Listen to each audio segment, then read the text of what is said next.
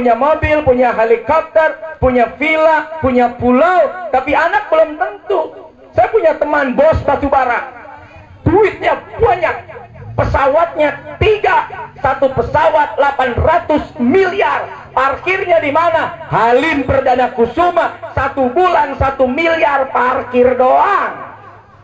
Emang kita parkir 2.000 berantem, ini 1 miliar parkir doang, parkir. Biaya ngecas parkirnya itu loh, masya Allah.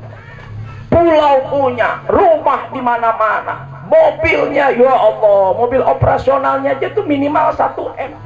Ada lagi dia punya mobil Rolls Royce, apa neng? Oh, jadi begitu sih. Harganya 24 miliar. Semua bisa dia punya, bisa dia miliki. Sampai gini hari anak belum punya. Orang kaya pak, duit banyak, anak nggak bisa beli. Semua bisa dia beli, semua dia punya.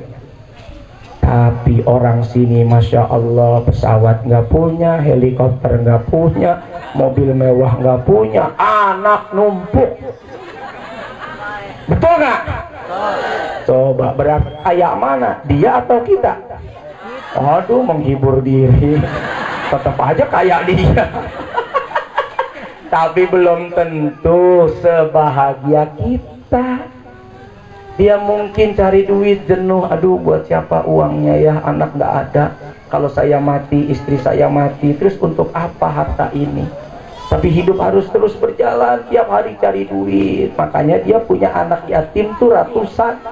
Ada yang udah disekolahin ke luar negeri, disekolahin ke Hadramaut, disekolahin ke sekolah-sekolah internasional. Karena dia pengen punya anak tapi Allah belum kasih. Masya Allah. Nah, mudah-mudahan nanti pengantin baru ini dengan segera Allah titipkan anak kepada mereka. Amin. Ya Rabbal Alamin. Yang pertama, rumus anak banyak. Jadi pokoknya gempur terus, ya, mana gempur, hajar, nggak pakai rem. Wah, mau puasa lagi nih, ya libur dulu.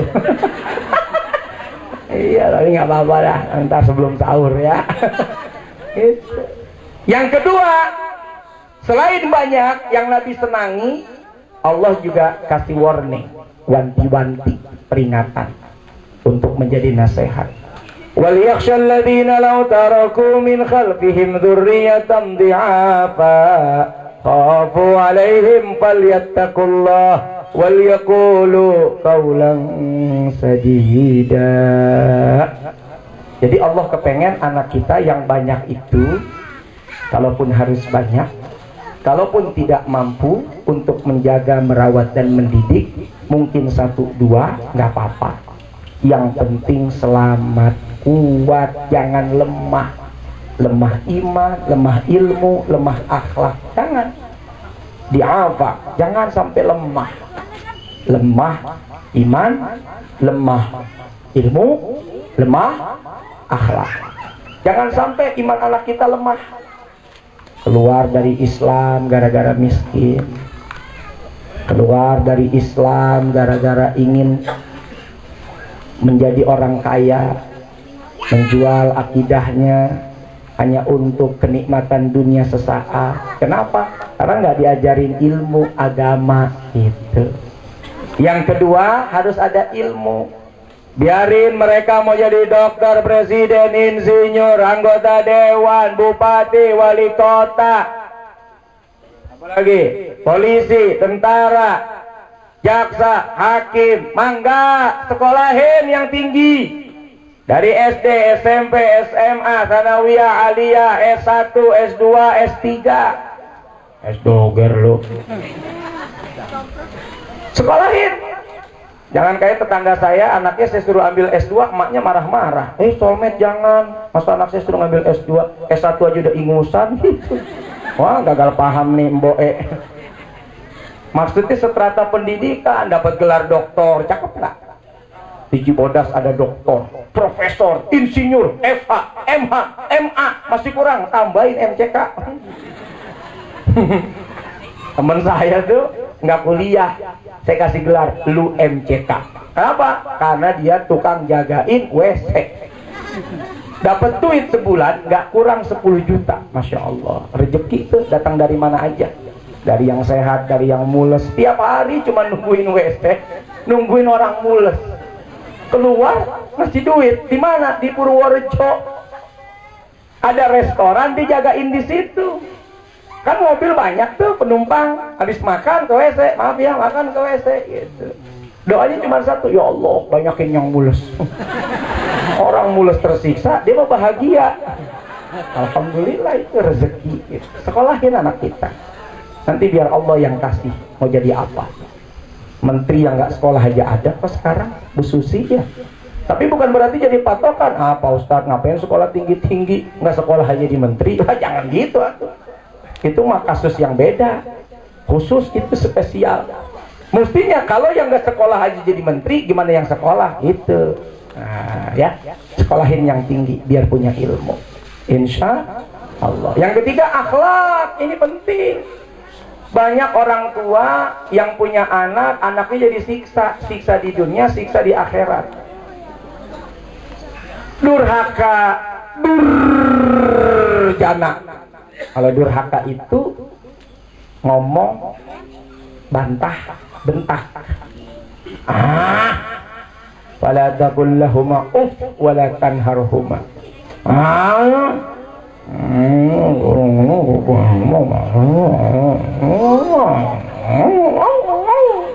itu, Neng beliin emak dong pisang goreng di depan. Mau rese orang lagi nonton, gua apaan sih nyuruh-nyuruh. Mau gitu. Nah itu durhaka. Durhaka. Ada lagi durjana. Durjana itu setingkat lebih tinggi dari durhaka. Mereka yang menyakiti fisik. Bahkan ada anak, na'udzubillah min dzalik deh, membunuh orang tua. Ada nggak orang tua yang mati di tangan anaknya? Banyak banget. Bukan 1 2, banyak. Tanya polisi itu. Banyak kasus-kasus begini. Padahal ngelahirinnya susah, merawatnya susah. Bapak cari duit, cari makan. Anak besar, ternyata bapak matinya disiksa anak. Ibu ternyata meninggalnya disiksa anak, dibunuh anaknya. Dibunuh fisiknya atau dibunuh batinnya. Di Ciracas itu, Jakarta Timur, ada tempat penampungan panti jompo. Saya datang ke sana, saya temuin beberapa orang-orang tua. Salah satunya yang bikin hati saya terenyuh, ya Allah. Ini hebatnya orang tua. Saya tanya, Bu, Ibu kesini tuh kenapa? Ibu nggak punya anak, punya Pak Ustadz. Ibu nggak punya rumah, punya Pak Ustadz. Anak ibu susah, enggak Pak Ustadz. Anak ibu punya uang, banyak Pak Ustadz. Emang usahanya apa? Jadi manajer di salah satu perusahaan ini Pak Ustadz. Loh terus kenapa ibu di sini? Gak apa-apa Pak Ustadz. Sebab anak saya takut sama istrinya. Istrinya bilang sebel, kesel, marah kalau saya tinggal bersama di rumah dengan mereka. Untuk membahagiakan mereka berdua, gak apa-apa saya tinggal di panti jompo. Masya Allah. Diusir emaknya karena cuma bikin susah di rumah. Coba, padahal emaknya masih sehat. Ini anak udah gak mau ngurusin. Ini orang kaya, anaknya punya duit tapi gak punya akhlak. Habis kebahagiaan orang tua. Kebahagiaan orang tua itu pada akhir hayatnya, sebelum meninggal dunia, dia melihat anaknya menikah, dia melihat cucunya bersama dengan dia. Bahkan orang tua itu rela capek lelahnya untuk ngegendongin cucu, di mana anaknya bekerja. Mak titip nih si Madun, mak titip nih si Rodiah, mak titip nih si Udin Petot. Itu emak bapaknya, kakek nenek itu rela ngejagain cucunya. Coba, padahal udah tua, anaknya kerja, emak bapaknya itu dapat tugas ngejagain anak. Coba, Masya Allah. Ada nggak yang begini? Ada. Itu kebahagiaan, bukan beban. Dia senang. Orang tua saya itu sampai sekarang masih tinggal bersama saya, istri saya, anak saya.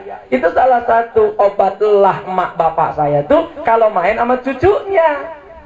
Itu Nanti mertua saya datang tuh tiap hari Sabtu main ke rumah, atau nanti cucunya saya bawa ke rumahnya, senang. Padahal cucunya mertua saya tuh udah 35, anak-anaknya 12. Masya Allah, itu kebahagiaan.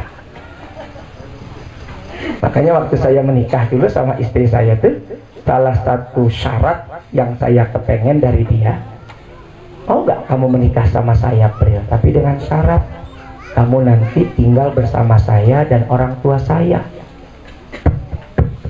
Tuh, saya nunggu jawabannya lumayan. Pada akhirnya dia jawab, mau Ustaz. Aduh, kenapa? Karena kan orang tua Ustaz nanti jadi orang tua saya juga. Ya Allah. Nih kalau ada bini yang begini nih, kalau belum mati jangan dikubur. Ya Allah. Jangan.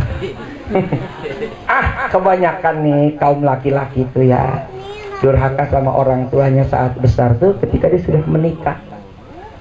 Istrinya nggak suka dengan mertua, atau suaminya juga nggak suka dengan mertua. Ulah gitu. Jangan. Nanti kita kalau punya menantu kan kita juga pengen disayang. Sayangi mertua kita supaya nanti kalau kita jadi mertua, menantu kita juga sayang sama kita. Itu rumus hidup. Gitu. Kalau suami kasih duit ke bapak emaknya, biarin. Itu tiket sukses. Tiket sukses. Jangan marah. Yang penting belanja kita cukup, nafkah kita cukup, semuanya sudah cukup, apalagi sampai berlebih. Jangan marah, jangan cemburu kalau suami kita kasih duit sama orang tua. Itu tiket sukses. Saya bilang tuh. Jaminan itu sukses. Ridallah fi ridal walidain wa suhtullah fi suhtil walidain. Sukses, saudara. Nah, itu ujian tuh. Nah, dengan sebab kita menikah, mestinya jangan jauh kita sama orang tua. Makin mendekatkan diri pada orang tua, karena pada akhirnya kita punya anak. Baru tahu rasanya punya anak tuh kayak apa. Ngelahirin, taruhan nyawa, hidup dan mati, capek, lelah. Begitulah emak bapak kita dulu saat merawat kita. Gitu. Bukan begitu dengan nikah jadi jauh sama orang tua. Jangan. Justru semakin dekat karena udah sadar jadi orang tua itu nggak enak. Nggak enak dalam artian susah, capek, lelah, habis waktu tercurah untuk anak buah hati kita. Nah, itu pesan saya buat pengantin. Hormati mertua laki-laki, hormati juga mertua dari istri. Karena mertua itu orang tua kita juga. Suami ada mantan, istri ada mantan, mertua tuh nggak ada mantan. Cerai suami istri nggak dibilang, itu bekas mertua saya. Enggak. Sampai kiamat masih berlaku tuh hukum larangan menikah dengan mertua. Walaupun sudah pisah antara suami dan istri, sama mertua mah nggak ada. Tetap masih berlaku. Tuh.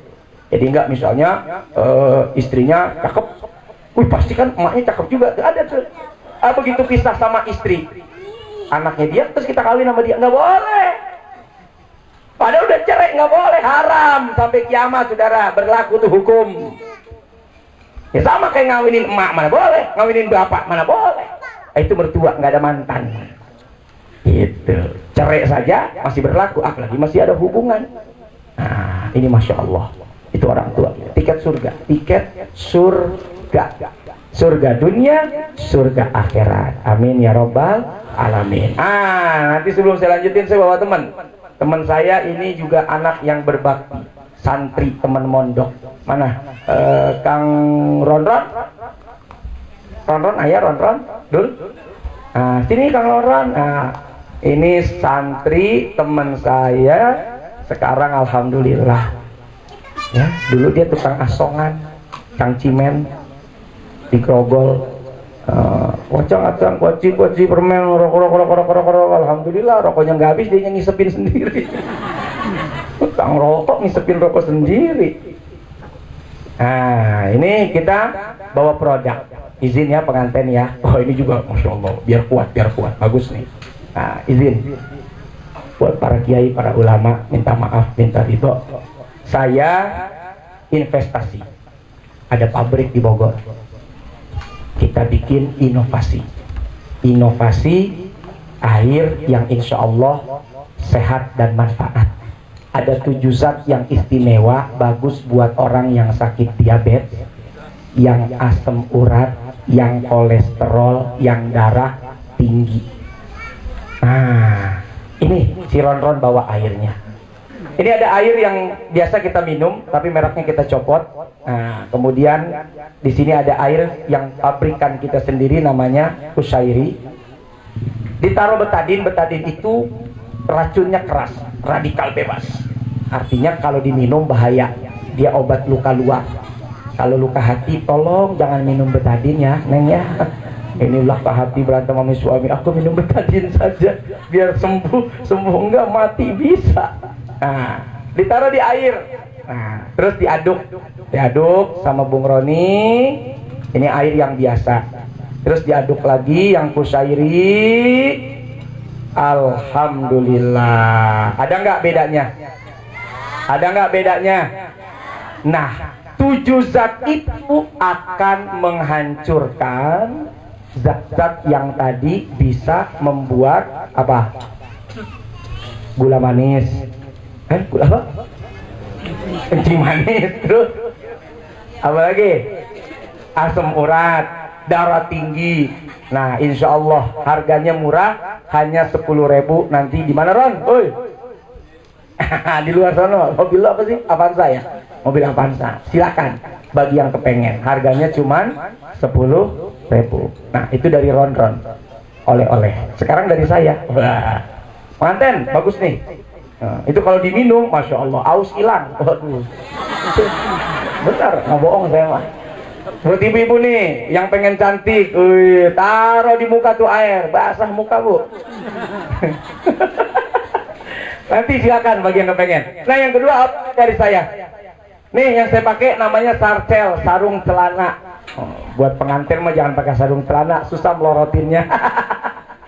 Ini sarung celana, dari depan sarung, dari belakang celana. Pinggangnya karet gitu, jadi nggak usah digulung-gulung. Buat yang gemuk melar, buat yang kurus ngejepret gitu. Di balik sini ada kantongnya lumayan besar, bisa masukin handphone, dompet, apa sajalah, pisang, berkat, ongol-ongol, onde-onde, bolu, masuk semua, gede kantongnya. Nah, bagi yang kepengen nyambut Ramadan, persiapan, kita ke masjid, musola, ngaji, nanti berangkat naik motor, nggak perlu khawatir sarungnya melorot, mangga. Kalau di Jakarta itu harganya 250.000, tapi khusus untuk hari ini 150.000. Nanti si Ron juga yang jualin ya. Udah jam berapa jam 11. Ya udah gitu aja ya, capek. Pengantin juga doanya kan 3. Ya Allah, mudah-mudahan malam panjang, kalau perlu nggak siang-siang. Udah pengantin. Yang kedua, ya Allah, mudah-mudahan hujan turun terus. Yang ketiga, ya Allah, ini Ustadz kapan selesainya ceramah? Itu doa dia. Alhamdulillah, kita baca Fatihah. Mudah-mudahan Allah Subhanahu wa Ta'ala merahmati pernikahan Neng Aci Nur Syamsi SPD dan juga Mas Amin Santoso SPD. Mudah-mudahan dikaruniakan kebahagiaan dunia akhirat, dikaruniakan keturunan yang solihin dan solihat. Mudah-mudahan Allah bahagiakan sampai akhir hayat. Ala hadhihi niyah wa likulli niyatin salihah wa ila hadratin nabi al-mustafa al-fatihah. Bismillahirrahmanirrahim. Alhamdulillahi rabbil alamin arrahmanir rahim maliki yaumiddin iyyaka na'budu wa iyyaka nasta'in ihdinas siratal mustaqim siratal ladzina an'amta 'alaihim ghairil maghdubi 'alaihim waladdallin amin. Rabbighfirli wa liwalidayya amin. Terima kasih banyak atas segala perhatian. Maafin kalau ada kata-kata yang salah, yang tidak pantas, yang kurang baik dan berkenan yang ibu bapak lihat dan dengar dari diri saya hari ini. Kepada sohibul hajat, saya tidak lagi mampir ya, karena saya harus balik ke Jakarta. Besok jam 8 ada syuting acara Kata Ustadz Solmed yang bisa disaksikan setiap hari Selasa sampai Minggu kecuali bulan puasa, dari jam 4 pagi sampai setengah 5. Bangun nggak jam 4? Bangun nggak? Sambil nungguin subuh lah, jam 4 pagi insya Allah. Mudah-mudahan kita berjumpa lagi di lain waktu dan kesempatan. Terima kasih banyak. Saya langsung meninggalkan tempat. Mohon dibukakan pintu maaf. Wassalamualaikum warahmatullahi wabarakatuh.